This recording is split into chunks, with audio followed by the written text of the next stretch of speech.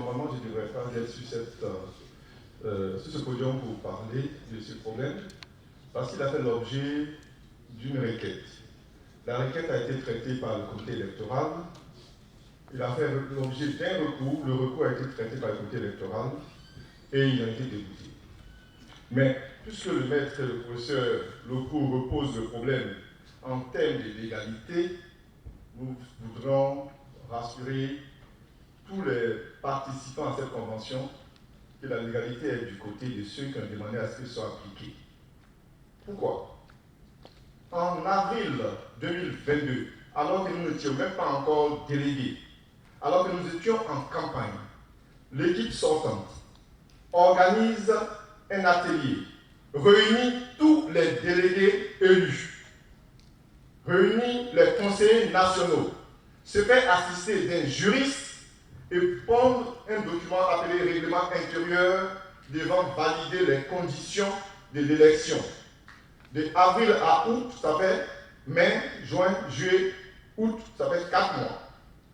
Je vous informe, ou je rappelle pour ceux qui le savent, qu'il y a une directive de l'UEMOA qui est un principe de droit, qu'aucune modification substantielle ne peut survenir à 6 mois des élections, en dehors de l'accord des différentes parties prenantes. Nous n'étions pas à cet atelier. Ils ont rédigé un document qui fait croire aujourd'hui qu'on était dans les secrets des dieux. Non, nous n'étions pas dans les secrets des dieux. C'est vous qui étiez les dieux, c'est vous qui avez donné les secrets. Nous avons seulement exploité vos secrets. Et dans les secrets que vous avez donnés, vous avez dit, et je cite, article 13 du règlement intérieur, toute personne candidate à un poste peut participer au vote. En français facile, quand tu es candidat, tu peux voter. Monsieur, je vous ai écouté, donc permettez que je puisse terminer, s'il vous plaît. Voilà. Donc vous avez dit, toute personne candidate à un poste peut voter. Ok? À partir de cet instant, nous avons vu que tous les candidats pouvaient voter. Premièrement. Deuxièmement, nous parlons des violations flagrantes de l'article 9. Nous avons évité, et nous l'avons rappelé au comité électoral, nous avons évité d'entrer dans les questions juridiques et avons accepté de ne pas faire la politique de la chaise vide. Parce que autant de recours que nous avons eu à faire à l'ordre national sur les violations de notre loi, nous n'avons eu aucune réponse, même pas un courrier pour répondre aux différents recours de violation de notre loi. D'ailleurs, les mouvements que vous voyez dehors sont des mouvements en rapport avec ces différentes violations de la loi. Tout dernièrement,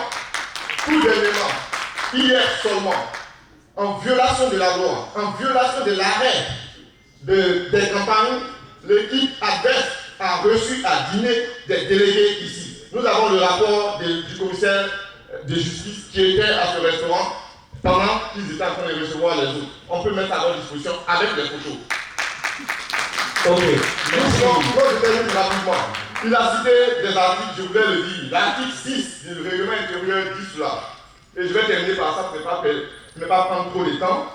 L'article 6 du règlement intérieur qui ne cite pas dit est éligible tout membre statutaire de la Convention nationale élective.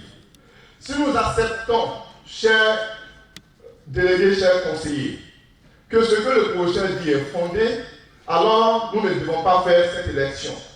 Parce que pour être éligible, il faut être membre statutaire de la Convention. Et il se trouve que toutes les personnes sur les listes des candidatures ne sont pas éligibles parce qu'ils ne sont pas membres statutaires de la Convention. Alors, il faut reprendre tout à zéro. Voici la décision que nous avons à faire. Soit nous terminons notre convention, soit nous reprenons tout à zéro à partir de toutes les élections des conseils régionaux. Je vous remercie.